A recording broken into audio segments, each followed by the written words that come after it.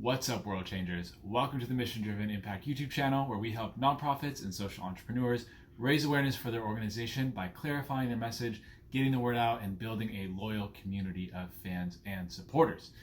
Now, today I'm going to be talking to you about 3 types of questions you absolutely need to be asking yourself, your past clients, your current clients, prospects, people that you want to work with in the future. You've got to be asking these 3 types of questions for things to go right. So what do I mean by that? I mean that if you don't have good answers to these questions that I'm about to share with you, your marketing and your entire messaging framework is just going to be off target.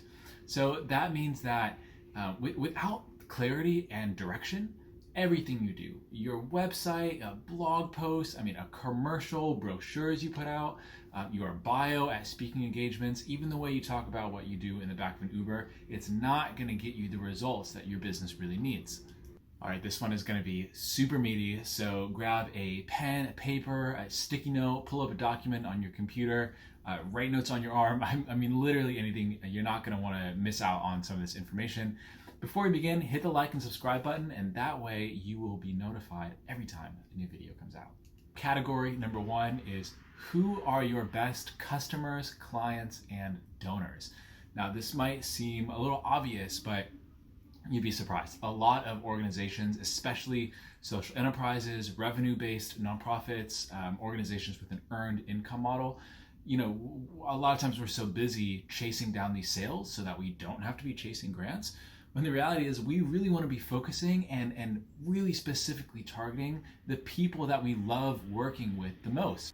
This is especially true for high-touch organizations, service-based businesses, but it also works if you have an e-commerce product, or if you are selling cheaper products as part of your earned revenue model. You want to focus on the people, the demographic, the group, however you want to define that. You want to focus on the people that are going to get you the most results. Here are a few questions you can ask to determine who your best customers and clients are. And I'm just reading this off my computer down here. And there's a million questions you could ask, but these are some of my favorites. Who are your largest accounts? What were some of the largest deals closed in the last year?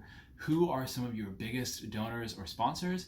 Instead of just trying to cast a wide net and catch everyone that we can, we really want to focus on who is really moving the needle forward in terms of actually boosting the bottom line. So who do you view as your best customers? Who has the lowest support headache? Who requires the least amount of extra effort for you? Who just, what clients and customers, what partnerships just bring you so much joy? Another way of kind of getting at this question is which partners, which sponsors, donors, which customers and clients just really intuitively understand the value that you bring. You don't really have to sell them anything in terms of you don't have to convince them of anything. They just know the value that they're getting. They know what they're contributing to if they're a donor, and they are just stoked to do it. Who are those people? Tends to be the people that we like working with the most. Who typically buys or donates? As in, what is the actual job title? If you search them on LinkedIn, which you should, what would you type into the search operator? What's their job title? And in addition to that, who else is involved in the decision-making process, right? When we're pitching people, we're not just pitching entire organizations, right? We're pitching people inside these organizations. We're pitching key stakeholders and decision makers. And so that's who we need to be tailoring our messaging to. For all the companies and people who donated or bought your product or signed up for your service, whatever, what are some of the most common reasons that they did? You want to find out what was really the most compelling part to them, and that way you can kind of repurpose this messaging and attract others. Kind of in a similar vein to that is, are there any questions that come up when you're on a sales call or discovery call, when you're on any sort of call that immediately precedes a partnership or a donation or a sponsorship? Are there any questions that great clients and customers and partners ask, right? I think we all know what it's like to be on a call and you get a million questions from people who, it turns out just weren't the best people to work with. But when you think about the people who are the best to work with, however you define that, are there any key questions that they ask? We want to make sure that we're kind of overcoming those hesitations and making sure that we are addressing them as they happen so that we can get more of, so we can close more of these amazing partnerships. Last one, out of all the features of your product or your service, your program, are there one or two of those features that people just seem to really gravitate toward when taking action? Like that's the nudge they needed, or they cite that as like the reason that they joined or signed up or purchased. So let's say, for instance, that I'm out buying a car. I don't know why I keep using these car analogies in all my videos. I neither own a car, nor do I know anything about cars. But let's say that I'm out buying a car, and I'm really trying to visualize myself in a car here. And, I'm not sure whether it's the one for me. A car is a lot of money when you usually ride the subway, and then, it's got leather seats, whatever, things I don't really care about. And then I hear, and you know what? There is a killer stereo system, and it's soundproof, so you can just like scream at the top of your lungs to your favorite song and no one's going to hear you. I don't know if a car like that exists, but that'd be a major selling point for me. Is there one or two things like that? Weird analogy. Is there one or two things like that in your product, in your service, in your program, in just the work that you do that people always gravitate toward? All right, question set or category number 2 is, what is the transformation story? And so what you want to do here is really identify the challenges that your target audience is facing, that your best customers that we identified in question set number 1. We want to identify their challenges and their pain points. Now, you can say that however you want. People don't buy services, they buy solutions, or people don't want a mattress, they want a good night's sleep, or features tell, benefits sell. However you want to say it, the crux of it is that you want to tell the story of this transformation. You want to be able to paint the picture of how great life could be after working with you, or after partnering with you, after donating to you. You want people to want to be involved in that story. You want to make them the hero of that story, and you want to paint the picture of A to B. So get out of the office, pick up the phone, go on a walk, take people out to coffee, whatever you need to do, and ask your past and current clients and customers some of these questions. And I'm just going to read them off my computer here. Is, what problem were you trying to solve when you initially came across our product or service?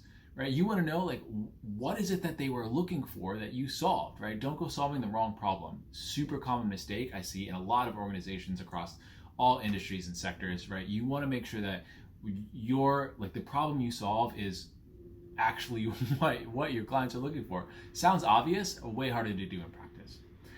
What are the primary or even top 3 benefits that your customers and clients receive, right? So you want to make sure, what are the big value drivers in what you have to offer, and you want to make sure that those are really kind of being messaged at the forefront.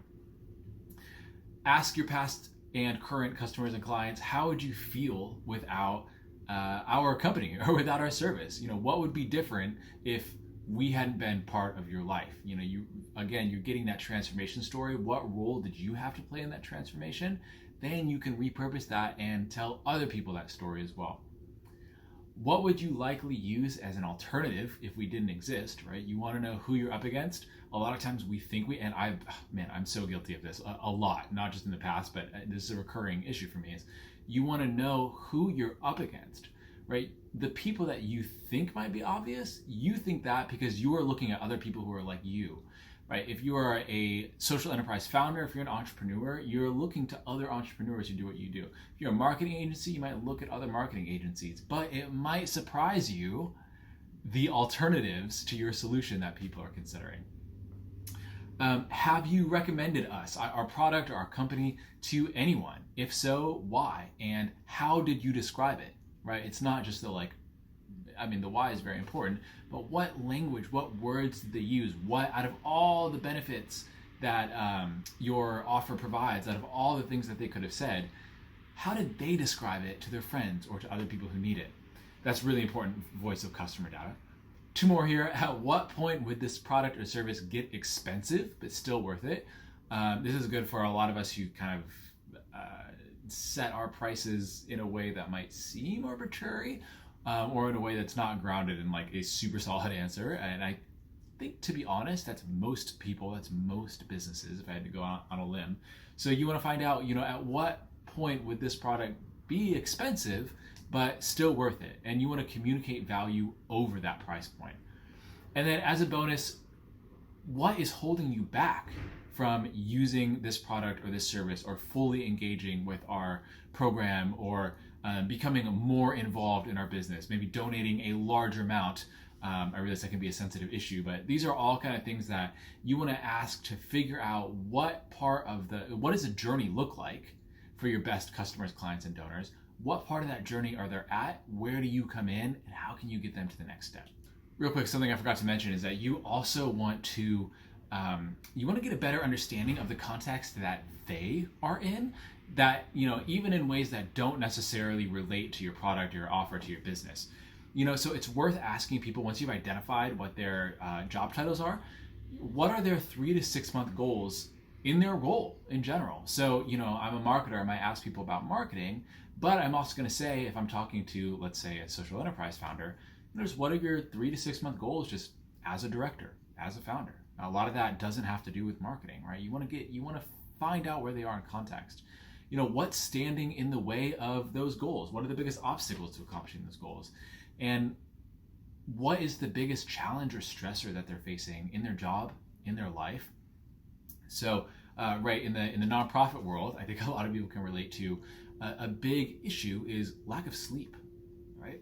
I don't solve sleep issues. I mean, maybe indirectly. If I'm doing my job right and I'm giving my clients ease of mind, maybe I'm solving some sleep issues.